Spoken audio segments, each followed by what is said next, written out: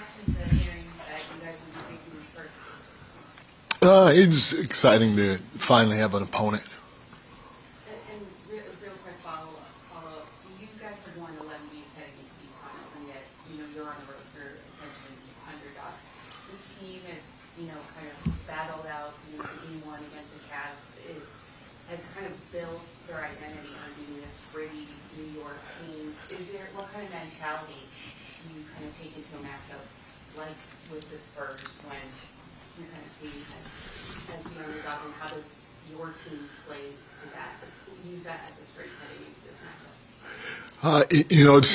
It's going to be tough. They're well coached. They have obviously a tremendous player in Wemby, and then they're quote unquote young to a certain degree, but they have some really good veterans on the team that kind of uplift the young guys and give the young guys a lot of guidance.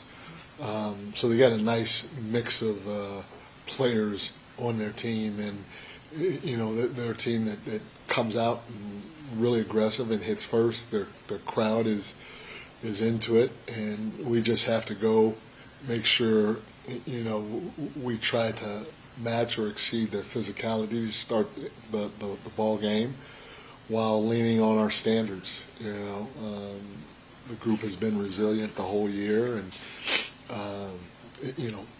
we got to keep sacrificing.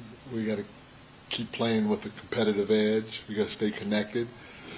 We got to keep believing in each other and what we're trying to do out on the floor. And and if somebody's slipping in this area or that area, we got to make sure that we help get them back on track by holding them accountable. So all those things are going to come into play. Playing a talented, well-coached team like the Spurs. Is this the last practice before you guys head to San Antonio? No, we practice tomorrow and then we fly. Yep. Is it still weird to coach against San Antonio and not be coaching against Pop? And can you get a sense from still having family down there and ties to the organization, sort of what presence he still has down there, what influence he still has in our organization? He's still has a huge presence. He'll always have a presence. The job that he's done, not only on the court with that team or that organization, but off the court too, is going to be imprinted as long as the game of basketball exists. So, very, very, his presence is very, very much felt all the time, and I got a lot of respect for the organization for a lot of different reasons. I worked there, but obviously having the opportunity to work for him, having an opportunity to win a championship or being part of a championship while there, and then my family being down there too, reminds me of good times. Mike, did Mitchell practice there? He did some individual stuff. Yeah. Do you have any update on his availability for game one? I did not even ask, and I let him. I try not to even look at him. That's fair. Well, I got one more. Sorry. Is he wearing? Do you know what he's wearing on his hand? I don't, something, but he could describe it better than me. I know there's something there, but I can't tell you what. I didn't even look.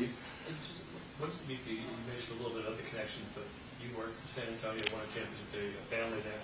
Yeah. De'Aaron, who's kind of the veteran face on him, you watched him last night when he played, was your guy that you kind of became a star under you. Just kind of, is it hard for you to separate that these are all my people and this is not me? We like we. I mean, De'Aaron became a star under you in Sacramento. You worked for Pop, you worked for that team. Is it weird for you to be facing them in this thing and separate yourself from those connections? No, because they definitely want to beat me, and I want to kick their ass.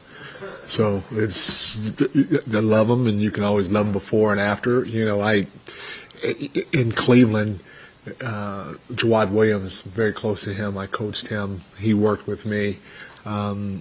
Also, Mike. People didn't know this, but Mike Garrity, he's on the front of the bench. Mike got into the NBA because when I took the Lakers job, I took my son to YMCA one day, and I saw this guy working this little girl out. So I asked the little girl's father, I said, who was that? Who is that? Because I just liked his demeanor and the whole 9 yards. He goes, oh, that guy's name is Mike Garrity. I said, Mike Garrity? I said, he goes, he played at Mater Dei, which was where my son was, Mater Dei High School, and then he played collegiately here and there. And so then I went to Mike, and I said, we don't know each other. My son plays at Mater Dei. Will you start working my son out? He said, yeah. So he worked my son out for 2 years, and then when I got Cleveland's job, I brought him with me to Cleveland. So he wasn't quite the nanny, but he did work my oldest son out. So Mike Garrett, I tried to hire him twice, but he and I are really close. And I wanted to kick his ass. So there's ties. Let Pop watch your kids? No. So I had ties to Cleveland. I got ties to San Antonio, and you appreciate the people, you appreciate the journey, and all that other stuff. But at the end of the day, just like they want to beat you, you definitely want to beat them. I know that NBA Cup game was 6 months ago, and a lot has changed since then. But as you look at what you guys have done this playoffs and kind of working to where you are, were there any valuable lessons or things you learned as you were chasing something in season that maybe has helped you here? I mean, there's a lot. We're the same but different team, and same with them. We played different guys during that cup run. They've played different guys during that cup run. You can tell that they've matured as a group. You can tell we've matured as a group. So just going through that experience and having that type of, pressure where it's the only game being played was something that you can always kind of carry over to try to understand that, there's a lot going on around you. We still have a job to do. We have to be very intentional with everything we do because you're going to be pulled at in a ton of different directions. But at the end of the day, it's all about going out and playing that game and getting a win. Mike, I assume we're going to see a decent amount of possessions for OG's guarding Wemby. And you started B, you started Jokic. What specifically with OG do you feel like makes him as good as he is for a wing guarding guys who are so much taller than him? Well, OG's extremely versatile guard, and the luxury of having a guy like that is he's long enough, athletic enough, strong enough to guard quick, smaller guys. He's obviously got the size and athleticism to guard big wings, and then he's got the strength and the length and the intelligence to guard bigger guys.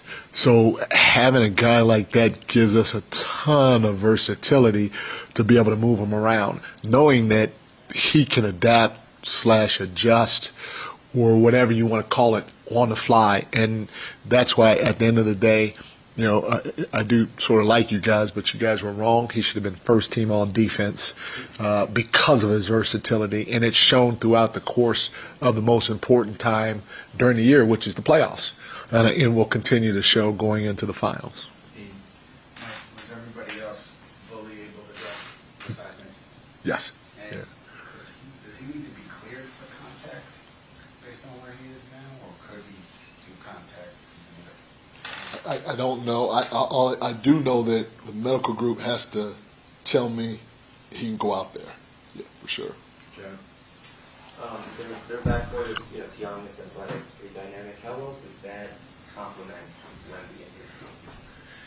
Well, I mean, it depends on who you say is their backcourt. Because if Fox is in their backcourt, Fox is a veteran, seasoned player that has been in the playoffs before, been in a Game 7 now a couple of times, and been an All-Star, clutch player of the year, talented guy. So, again, having the mix that they have, I can't.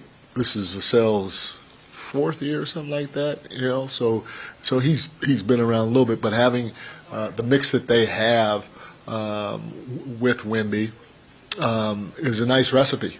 And then, again, like I said, you look on the bench, and a guy that was starting at the beginning of the year, Harrison Barnes, he's been in the league as long as – no, you haven't been in the league as long as me, HB. I take that back. I love HB. I'm not saying you're old. But HB's been around a long time too, and he's been on a big stage a few times. So they have a nice mix of veteran players, guys that are starting to get in their prime, around Wemby. And I think when you have that, you have different messages that you can get from different guys all the time. All right, last one, Zach. Like, you guys have obviously had this done before with teams put their center on Josh and let him roll, and Wemby is a different animal, that defensively. How critical is it going to be for Josh to make shots and keep Wemby honest? That's any time a team does that, like Cleveland. Cleveland put their big on Josh, and Josh won us a game doing it. I'm telling you, Josh works very, very hard on his shooting and playmaking because he knows that he gets guarded by centers. And my message to Josh is let it fly, let it fly, let it fly, because we believe in it. And he's won us, not only did he win us a game against Cleveland, but he's won us a handful of games during the course of the year. So we know that they're probably going to come in and put their center on Josh, and if Wemby's down the floor and that ball gets swung to Josh, first of all, he's a great decision maker, but secondly, if he's open, his feet are set, we want him to let that thing fly.